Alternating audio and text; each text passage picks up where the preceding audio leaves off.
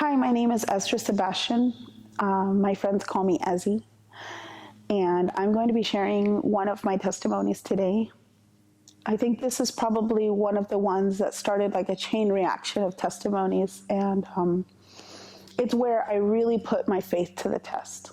So to get started, I was born with asthma. If you're not really familiar with what that is, it's basically your lungs just don't work well, and it comes with other things like allergies to dust and to animals and their dander, and it makes life really complicated because I remember as a kid just not being able to breathe, and like that's one of the most essential things of living is breathing, and feeling that desperation of your body is doing all the things to breathe, but there's no oxygen coming in and making effect. Obviously you're breathing because you're still alive, but you're not feeling the relief of oxygen hitting your brain or hitting your organs. And so asthma was almost like an identity part of mine growing up. I remember just everywhere I went, I can't touch your pets because I have asthma. I can't go into this dusty room because I have asthma. And sure enough, I'd end up either with really bad allergic reactions. If I would touch a cat or a dog, I would get like bumps on my skin, and they were really itchy, and all of a sudden my lungs would be closing up and my airways were tightening and I couldn't breathe right, and it was just a constant life of wheezing. And as someone who sings and who worships God with their voice, closely connected to that is breathing, and just not being able to sing or do things because I could not breathe was a constant. It was like holding me back for most of my life. And so everyone around me could give you testimony that I was heavily connected to my asthma pump. I would overuse it. You know, if the recommendation was 4 pumps a day, I was probably doing 16. I was probably doing 4 pumps in 1 pump because I felt like I could not breathe, and there was this desperation, and I felt dependent on it. I would not leave my house without it. And a lot of my life, there was a lot of steroids involved. And so if I were to end up in the hospital, I mean, it was just like, it was protocol, I bet. Going in, immediately they would put me on some sort of nebulizer and a steroid shot to counteract the asthma attack and to get me breathing again.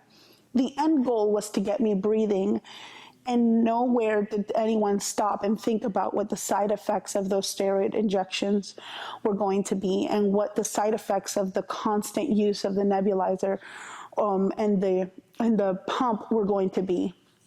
But that was my life. From when I was 4 years old till I was 24, it was all of the time. And I remember one day that I heard a preaching, and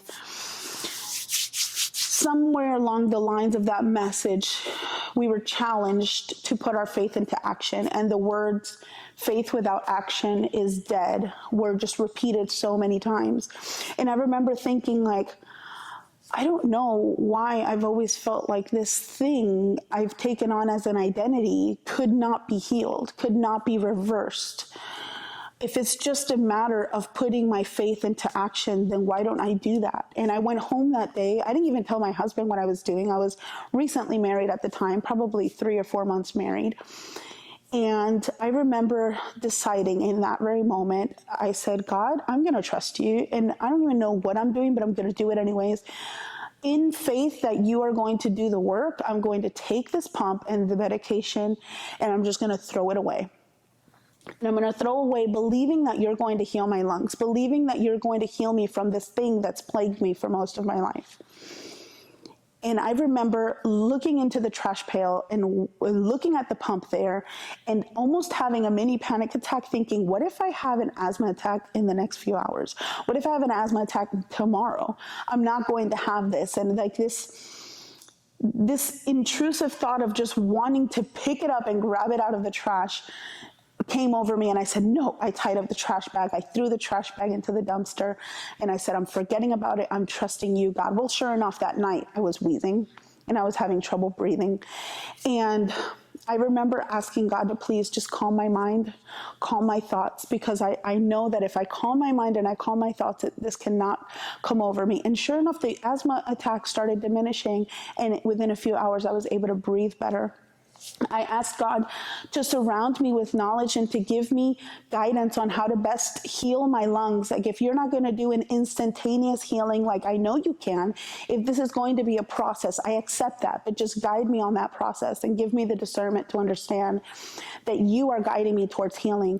And he surrounded me with the right knowledge. And I remember going on the internet and researching all these things on how to best heal lungs naturally. And the number one thing that came up was eucalyptus oil. And I said, okay, let's go get some eucalyptus oil. I went to the nearest drugstore. I bought this big old bottle of eucalyptus oil.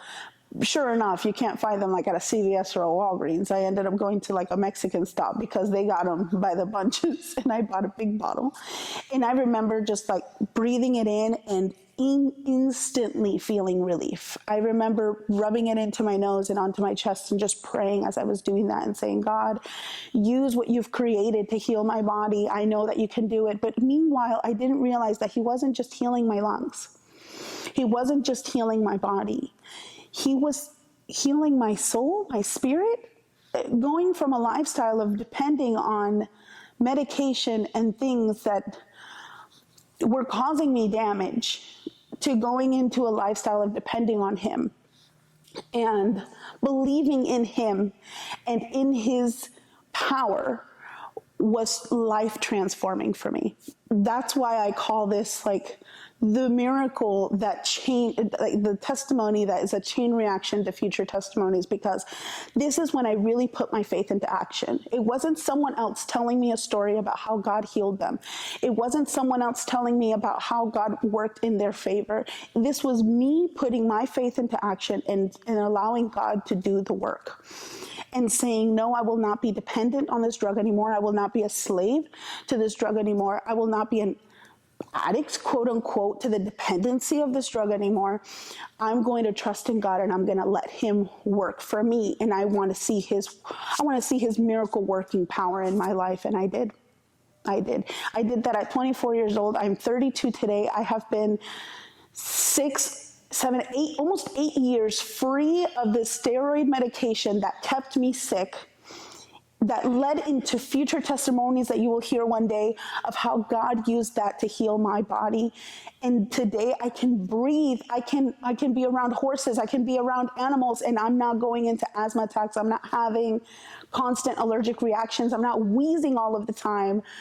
God is good, and he showed me his power. And this is a testimony that I will share forever for anyone who is believing and trusting. I just encourage you that if you're in your season where you're in it, trust God, put your faith into action, do whatever it is that you have to do to let him work, and then let him work. Don't step in, don't help God, let him do it and watch him work in your favor.